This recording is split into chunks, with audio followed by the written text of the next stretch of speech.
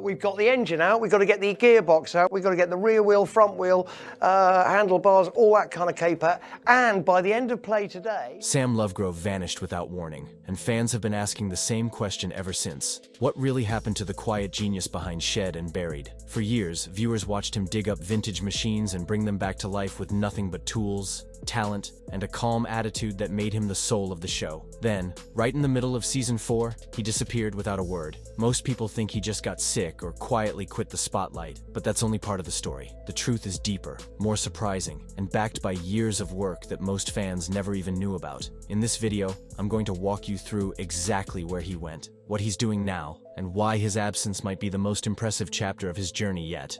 Nobody expected him to vanish. One day Sam Lovegrove was the heart of the show, and the next, he was just gone. For years, fans of Shed and Buried tuned in to see Sam and his buddy Henry Cole uncover rusty treasures and turn them into roaring machines. Their chemistry was gold. Sam with the calm know-how, Henry with the fast-talking charm. But then, halfway through season 4, Sam was suddenly missing. No farewell, no update, just silence. And that silence, it spoke louder than words. Viewers started asking questions. Did something happen? Was there a fallout? Or worse? But here's where it gets interesting. The show never gave a clear answer. Even longtime fans were left guessing. Rumors flew. Some said he was sick, others thought he quit for good. It didn't help that Sam was always more of a behind-the-scenes guy. He never chased the spotlight. He just wanted to fix bikes. And now, his silence only made the mystery deeper. Hold that thought, because it connects to something even crazier. In March 2022, Henry finally broke the silence. In a short clip, he mentioned that Sam had been under the weather. But that was it. No drama,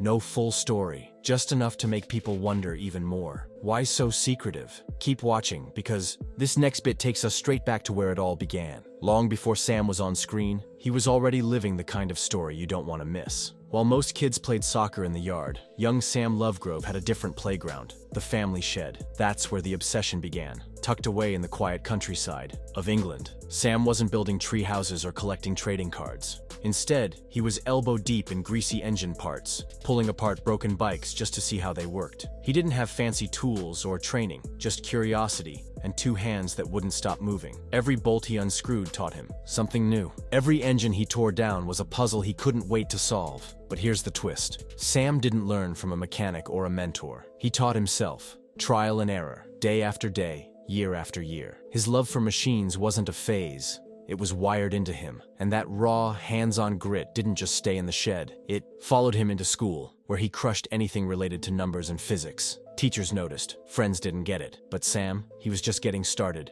and that's just the beginning. As he got older, Sam took things up a notch. He didn't just want to fix bikes, he wanted to understand everything about them. That drive led him to Oxford Brookes University, where he studied mechanical engineering. He didn't just coast through, he graduated with honors. Books met grease, brain met brawn. Don't scroll yet. This foundation, this mix of brains, hands, and heart, is what made Sam different. Because while other kids dreamed of being famous, Sam was quietly preparing to become a legend, one engine at a time. Sam never planned on being on TV. Long before the cameras showed up, he was deep in the world of serious engineering, building machines that went fast, hit hard, and never quit. Right after college, Sam rolled up his sleeves and went to work as a design engineer at Gemini Accident Repair Centers. This wasn't your basic fix-it garage. He was tuning suspensions, perfecting gearboxes, and solving mechanical problems others couldn't touch. It wasn't glamorous, but it was real. Real sweat, real skill, real results. But listen to this, his work didn't stop there. Soon, Sam joined Honda Performance Development, where he helped design some of the fastest cars on the planet. We're talking about the Honda NSX,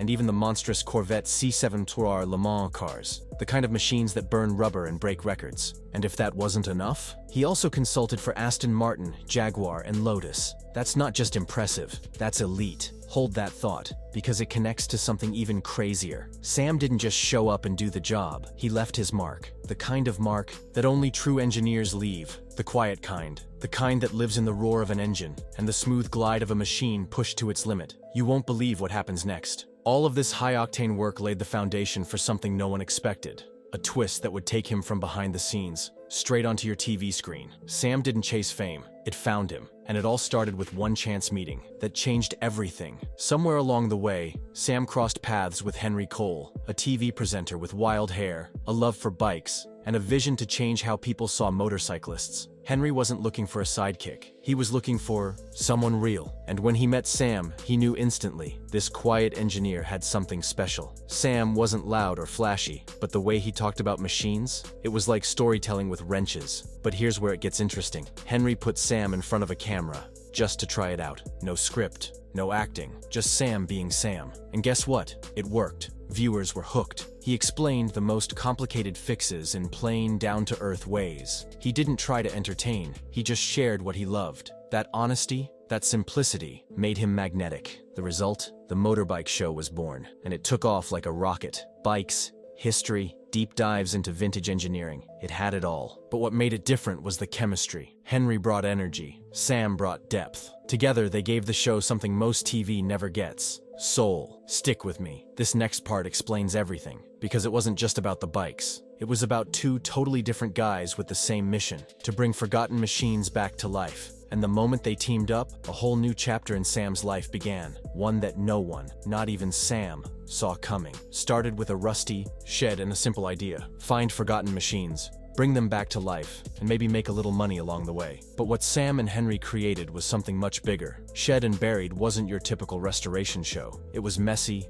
real, and full of character. Henry brought the energy, the wild ideas, the deals. Sam brought the tools, the skills, and the steady hands. Together, they were unstoppable. They traveled across the UK, digging through barns and garages, uncovering everything from vintage motorcycles to old tractors and even decaying boats. It wasn't just a show, it was an adventure, but it gets crazier. The fun wasn't just in the finds, it was in the tension. Henry would rush into deals without checking if the engine even turned over. Sam, always the voice of reason, would shake his head and fix it anyway. Their banter was real. Their arguments, just part of the ride. And viewers loved every second of it. What happened next will shock you. Sam became the show's moral compass. When a seller overvalued a Greaves sportsman bike in Leicester, Sam shut it down on the spot. He protected the integrity of the machines, even when it meant walking away from a deal. That moment turned into one of the most talked about scenes of the season. Stick with me, because this wasn't just about flipping old junk. Sam and Henry were preserving history, and with each shed they opened, Sam's legend grew. One man's trash was Sam's treasure. Where others saw piles of rust, he saw potential. And what he did with those wrecks was nothing short of magic. Down in Cornwall, Sam stepped into a shed packed with broken-down farm equipment. Most folks would have turned around, but not Sam. Hidden under years of dust and decay sat a Ferguson TE20 tractor that looked like it was ready for the scrapyard.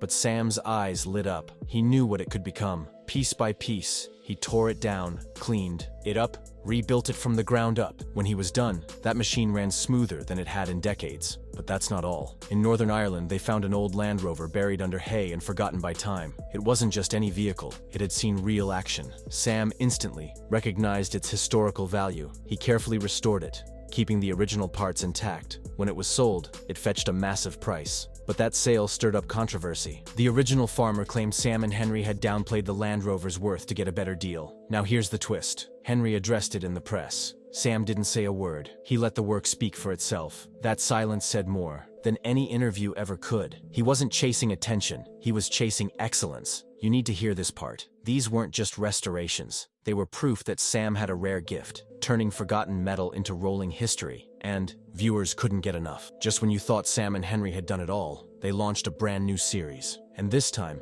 they went even bigger. Find it, fix it, drive. It wasn't just about finding old machines anymore. It was about pushing them to the limit. Each episode started with the same mission. Hit the road, dig through barns, sheds, and garages across the country, and find one forgotten gem. Once they picked their project, the clock started ticking. Henry made the calls. Sam got under the hood. Together, they brought these machines roaring back to life. But here's where it gets interesting. It wasn't just about the build. The big payoff came at the end. Each episode ended with a real-world test. They didn't just shine up these vehicles and park them in a garage. They raced them, pushed them, put them into contests. From rebuilding a classic 70s motorbike to plowing fields with a vintage tractor, they made sure every ride earned its comeback. Things were about to spiral out of control. Some of these tests were wild. One time, they hit the old bank track at Brooklands in a classic race car. the speed, the noise, the thrill. Viewers were on the edge of their seats. And through it all, Sam stayed the same, calm, focused. Always the expert in the room. Keep watching, because this next part explains what really made Sam special. It wasn't just what he built, it was how he made people feel like they were right. There in the garage with him, everything was going great. The shows were a hit, fans were hooked. Sam and Henry were on fire, and then, out of nowhere, Sam disappeared. Midway through season 4 of Shed and Buried, something changed. Viewers tuned in expecting to see Sam's calm presence and brilliant fixes, but he wasn't there. No explanation.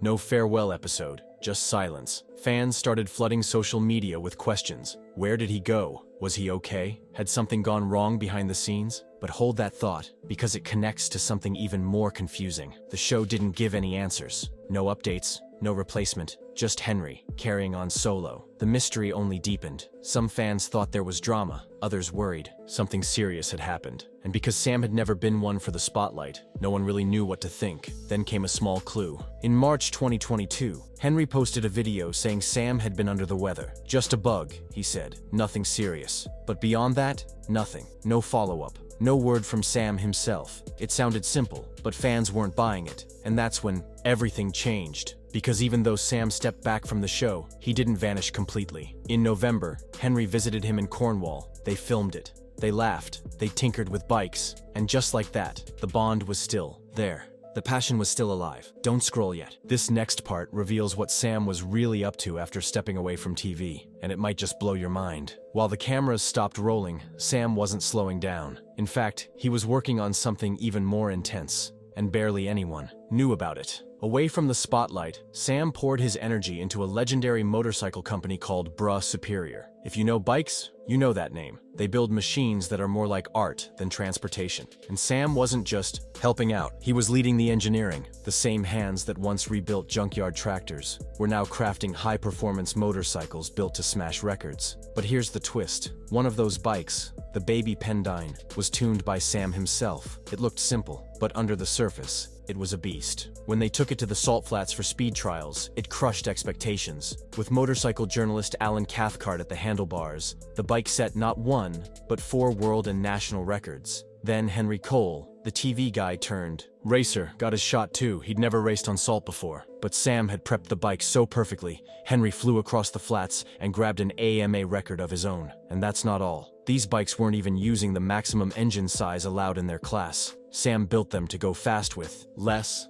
power, less noise, more skill, more heart. That's what made them stand out. Trust me, you'll want to see this. Because while the TV world was wondering where Sam went, he was behind the scenes doing what he always did best, building machines that made history, quietly, brilliantly, and faster than anyone saw coming. Sam Lovegrove never needed the spotlight to shine. While others chased fame, he stayed in his workshop, surrounded by engines, grease, and silence. And somehow, that made him stand out even more. These days, Sam lives in the peaceful hills of Cornwall, with his wife and 4 kids. His farmhouse isn't just a home, it's a workshop, a time capsule, a place where the past is kept alive one wrench turn at a time. Inside, rows of vintage bikes and classic cars sit in various stages of rebirth. Sam works quietly, methodically, and always with purpose. No production crews, no scripts, just him and the machines. But here's where it gets emotional. Even though he's stepped away from television, fans still talk about him like he never left. His calm way of teaching, his deep respect for history, his love for machines that others gave up on, it stuck with people. He's not just a mechanic,